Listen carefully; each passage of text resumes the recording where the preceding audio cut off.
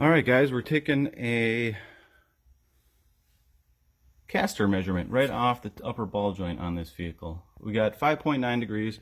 We're using a digital level right on the upper ball joint. Really good, easy way, nice spot to measure. But here's how you do it. So you got your level up there, taking your measurement. You've also got a string running through the center of the wheel, front to rear. All right, right through the center of the hub, and then I've got a line level here. You can do this a couple different ways if you want, but this works really nice and easy for me. That way your front to rear is nice and level. Also, you're going to want that angle finder nice and straight front to rear as well.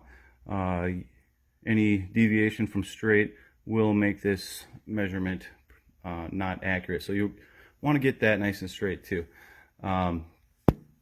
So we ended up with 5.9 degrees.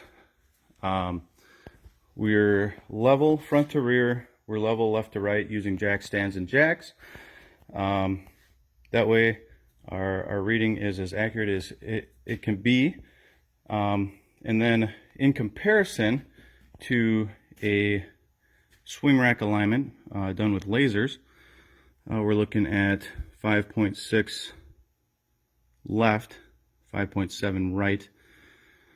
So about 0.25 degrees differential,